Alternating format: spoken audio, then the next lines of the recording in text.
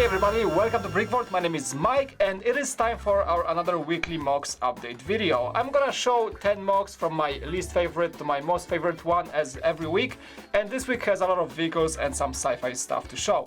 Also at the end I will show your creations that you sent to our fan MOCs email. So without further ado, let's start off with this first MOC.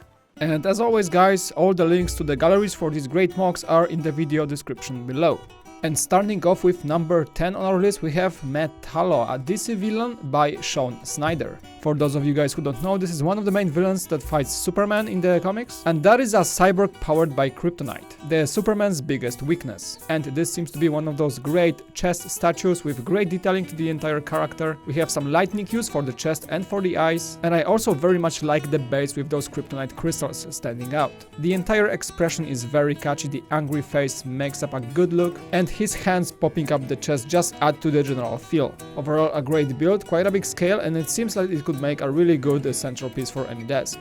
Now on to the number 9, we have the Dzenga class destroyer by John Moffatt. And personally I love military builds, this one is very good. This seems to be a fictional vessel based on a real world design, and after a short Google search I think the ship that is closest in looks to this one would be the Udaloy class destroyer of Russian design. It is entirely perfect microfig scale. As you can see, a number of crew members wandering around the ship. The front hull cannons along with the missile launchers look great. I also love the build for the main section of the ship, some good use of pieces here and there. I also like the fact that the build is mostly studless, and the VTOL aircraft in the back just adds a great touch. A great model, almost looks like it's not Lego, and I would definitely love to see it on my shelf. And the next one up, number 8, takes us back to the Lego Batman movie. This is the Catmobile by Tim Lydy. And I think this is a great idea because why only Batman should get all the cool vehicles? This sweet Catman's ride is very well built. I know some of you confuse the Catman collectible minifig with another Batman costume, but he's not Batman, he's another villain. And the car catches his features pretty nicely. You can see the representation for his Wolverine style claws in the front of the car. Overall it looks pretty powerful, there is a huge engine and some nice exhaust in the back. That seems to be a convertible, so I guess Catman is having his ride with a style. Tim has even submitted his creation to the Lego Rebrick contest in the category Best of Batman, and is actually doing pretty well. If you like this build, go vote for this entry, because as the designer describes his creation, this is a perfect build. Cat pun totally intended.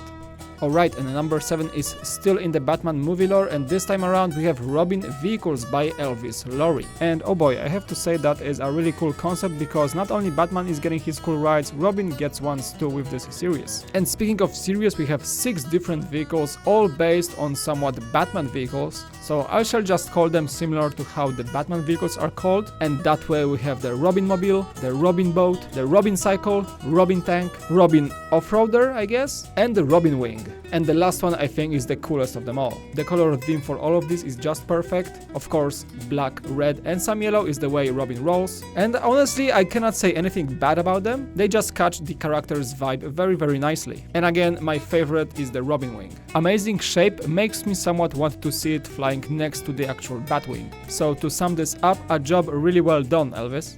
And with number 6, we are moving to the galaxy far away, namely to the planet Dagobah by Ben Tritschler. I hope I spelled the last name correctly because it's quite difficult to say, but anyway, with this build we have a very creative representation of the Dagobah planet. That is of course the planet that Luke met Yoda on for the first time. And by creative build I mean the whole set is shaped as a planet, the whole bottom section is a half dome, and the upper section shows very detailed foliage of this swampy land, and if you look closely you can even spot Luke's X-Wing that crash landed into the swamp. The entire orb looks really good, seems like a great display piece.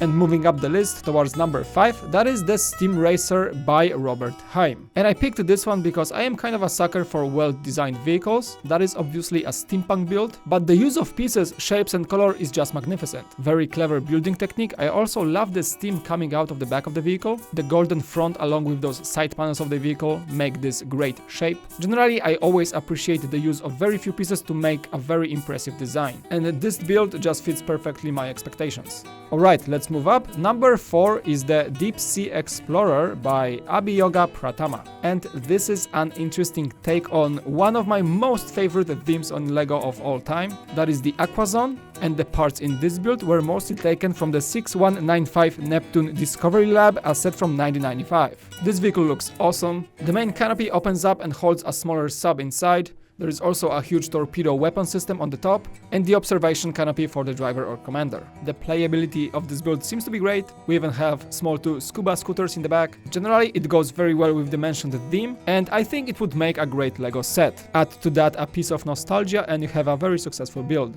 Okay, I have to admit that this week's list is full of vehicles because number 3 is the Lamborghini Centenario by Ryan Link. And I can honestly say that Ryan did it again because we already mentioned his builds in the previous episodes. He is a great Ferrari lover, but this time around he chose to build this great Lamborghini. As expected, the new Lamborghini build captures the shape of the vehicle amazingly. I especially like the back with its futuristic looks. You can even take the engine out to see it in details. And of course everything opens up as in the real thing. At this point, Ryan has so many cool vehicles, mostly Ferraris as I mentioned, that it is really hard to pick which one would be my favorite one to put on the shelf. I would just say keep building them, cause I never get tired of watching these beautiful things. Alright guys, number 2 is all sci-fi. This is the RX-1 Behemoth, a set from the very popular Spyrus theme from LEGO that was released in the 90s. And this is the MOC that is 3:1 in scale to the original design of the 6949 Robo Guardian set from 1994. And one great thing that the designer spacerunner says about this set, this is not a top shelf design MOC, this thing is meant to be played with. And I love that summary because the first set had a lot of modules, a lot of vehicles hidden inside, and this thing is no different. And by modular, I mean ultimately modular, because the Behemoth is not only a robot, it is the Spyrus exploration outpost. So we have a total of I think 10 or 12 vehicles inside. Also the robot has removable floors and every single one of them is specialized in some task. So basically that is a full-grown space exploration base. And if I would have to come up with my own summary of the set, I think that is the thing that LEGO should pick up whenever they decide to return to the classic space themes. The original Robo Guardian was one of my favorite sets as a kid, so I may be biased a bit about this one, but I honestly think that is a great design and great level of building. And it even looks great on the original box graphic from the original set. That just shows how perfectly scaled it is. So thank you spacerunner for this great build. Now I have another thing on my list to be jealous about. But wait guys, we have one more spot to fill out this week's list, and that is the number 1 Gothic Cathedral by Wingård. And I think that is somewhat of a Scandinavian surname, so I'm not sure if I spelled this correctly. But anyway, this is an epic building. A cathedral that was inspired by the beautiful Parisian Notre Dame, and with all the professional lighting and the dark backdrop that you can see on the pictures, this thing looks totally epic. I just love the designs for those enormous spires. For any of you who have been to Paris or any other European city with a beautiful cathedral in it, you can say that those are always overwhelming. And same goes with this build. The detailing on the roof and all the ornaments on the side walls and the back wall are all astonishing, and I can even say that from afar it all looks like a sculpted model, but most definitely it is all LEGO. The designer also showed a short movie about his beautiful build, and this whole play with light makes it look really great. And I'm not really sure how long it took for the designer to create this beauty, but I assume it is one of those lifetime projects you are just proud of whenever you finish it. So with that appreciation in mind, this Gothic Cathedral takes the cake this week. So there you go guys, those are the 10 MOCs I found to be the most interesting for me this week. I am continuously astonished by the creativity of the builders and I really appreciate such good builds. And as in every weekly MOCs video, now is the time to show off our fans' MOCs. Remember, you can always submit your MOCs to the email that is provided in the video description below. Just remember to follow the simple rules that are also listed to make sure your MOC gets featured. And also remember to like and subscribe our content if you like it. So without further ado, enjoy your creations and let's cue the music.